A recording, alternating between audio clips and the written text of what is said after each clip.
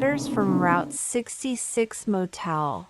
Confessions of a Killer.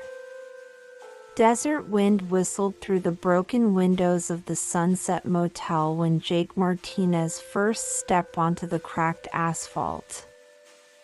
It was March 2023, and the young documentarian had stopped on the historic Route 66 to film his series about abandoned places in America. The motel, closed since 1987, was a skeleton of dead neon and peeling concrete.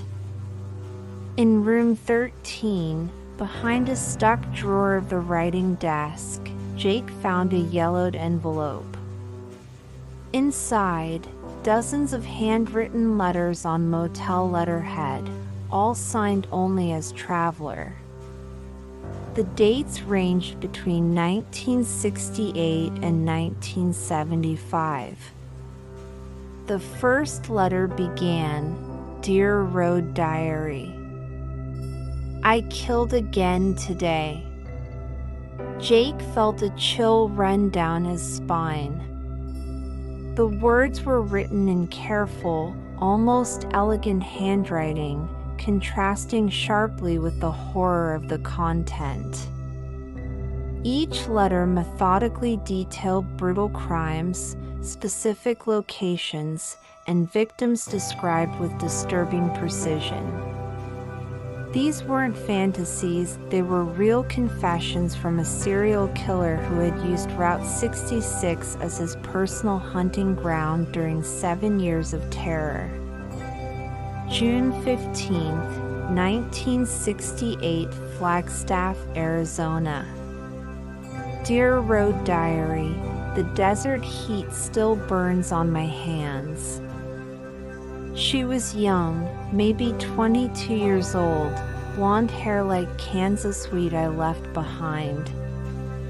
Stopped at the Texaco station at 11:47 p.m. I always note the times. It's important to keep precise records. I offered help with the flat tire.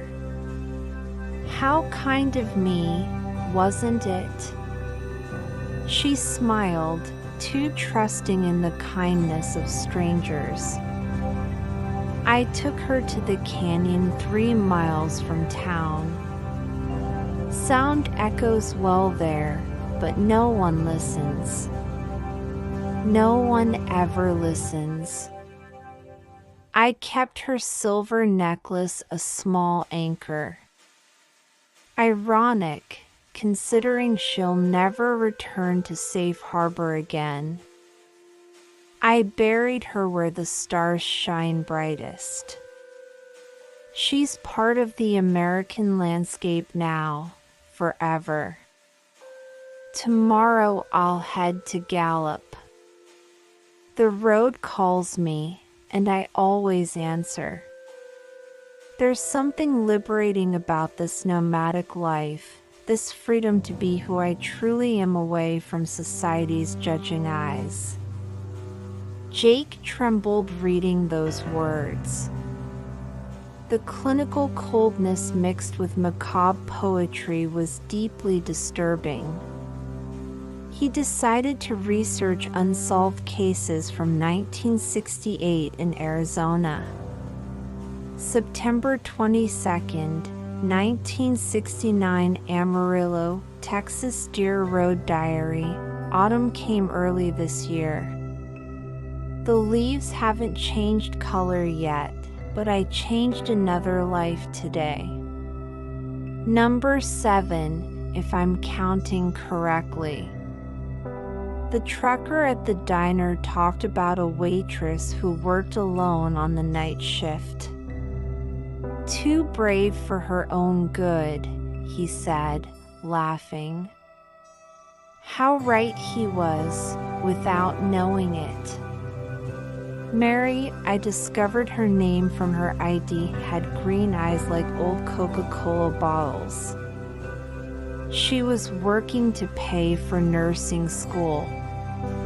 What delicious irony, she wanted to save lives but lost her own.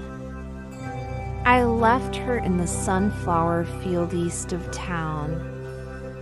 The flowers were beginning to wilt, just like she did. Route 66 is my cathedral, and each stop is a different prayer. The ritual is always the same, the gentle approach, trust gained, isolation, the inevitable ending. Different states, similar stories. America is vast, but human patterns are predictable. Jake noticed the systematic method. The killer always chose young women working alone, gained their trust, and took them to isolated locations near the highway.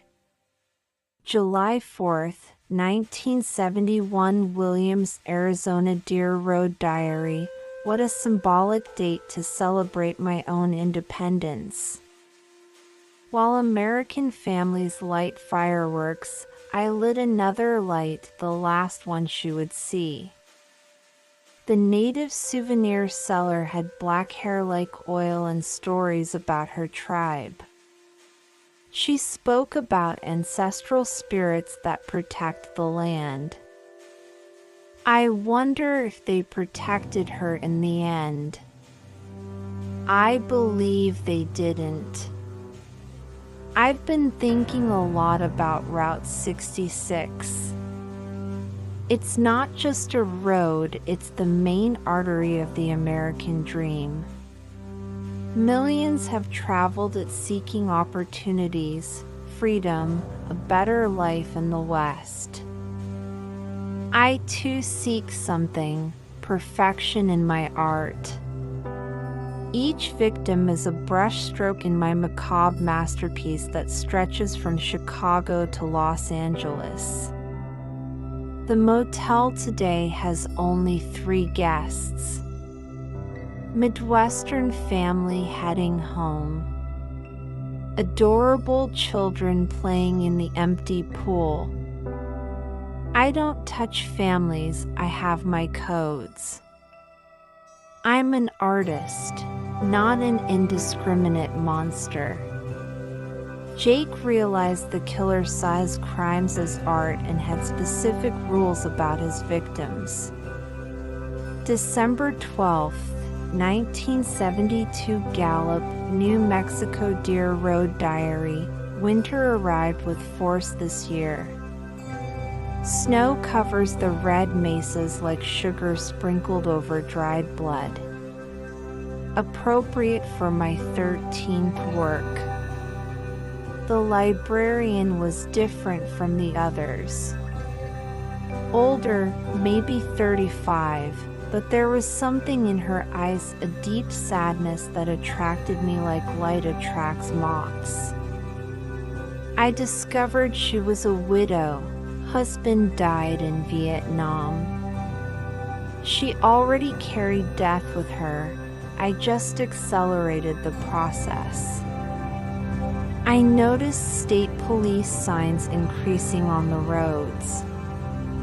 They seem to be connecting some dots. Smart, but not smart enough.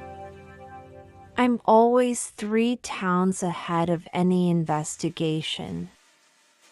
The vastness of the American West is my ally. I bought a new Cadillac, blue like the New Mexico sky. Appearance matters in this business. People trust well-dressed men driving expensive cars. The perfect facade of a prosperous American perfectly hides my true nature. I'm a chameleon adapted to asphalt and the golden dream of mobility. The tone of the letters was changing, revealing growing paranoia but also dangerous arrogance. August 8th, 1974, Barstow, California. Deer Road Diary. Today I almost made my first real mistake. Curiosity almost killed this cat. The young woman at the gas station was perfect, alone, vulnerable, trusting. But when I opened the trunk to show her the maps, she saw the tools. Her eyes changed immediately. Pure terror. She tried to run. For a terrible moment, I thought I'd have to improvise right there, in public. But fortune favors the prepared. The station manager was in the bathroom, no cars in sight. I managed to calm her with a story about being a contractor. The tools were for work, of course. She relaxed. Fatal mistake number 2, the first was being suspicious, the second was believing again. I took her to the desert as planned, but the incident disturbed me. Am I getting careless? Too confident? Maybe it's time to change territories. Route 66 has been good to me, but even the best shows must end. I'm considering Interstate 70. Colorado has beautiful landscapes for my work. Jake noticed signs that the killer was contemplating changing his hunting ground.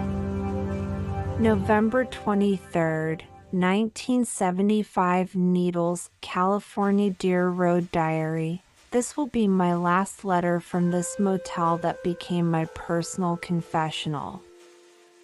7 years on the road, 18 works of art completed. A respectable legacy for any artist. The private detective who followed me through 3 states finally got too close. Margaret, an ironic name for such a persistent investigator.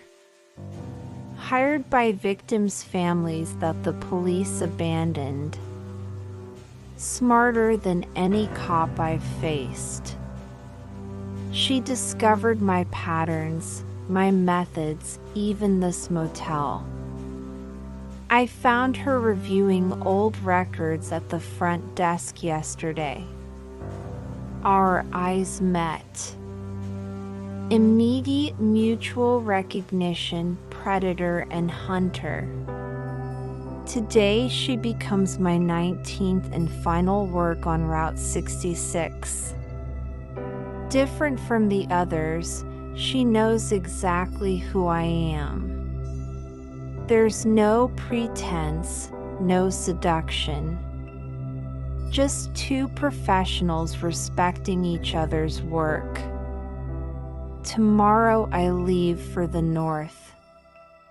Oregon has dense forests and lonely tourists. A new stage for a mature artist. Route 66 was my school. Now it's time for graduate work. Jake felt a chill. If the letters were real, there were 18 documented victims. Jake spent months verifying the letters' details against old police records. The cases existed. 18 women disappeared or murdered along Route 66 between 1968 and 1975. All remained unsolved. The last entry was different from the others, not a letter, but an attached note, asterisk to whoever finds these confessions. I am a retired doctor. For years, these letters have haunted my conscience. I found them in my father's belongings after his death in 1987. I recognized his handwriting immediately. Dr. Edmund Walsh was a respected surgeon, loving husband, dedicated father. To the outside world, he was an exemplary man. Only I knew about his business trips along Route 66, always alone, always for exact periods that coincided with these dates. I burned everything I could find, but kept these letters as proof. I didn't have the courage to turn them over to police. It would destroy our family, taint my mother's memory. But I also can't carry this secret to the grave. If you're reading this, do what I couldn't. Give the families the closure they deserve. Jake looked through the broken window of the motel at Route 66, stretching infinitely through the desert. How many more secrets were buried along this historic road? He picked up his phone and dialed the FBI.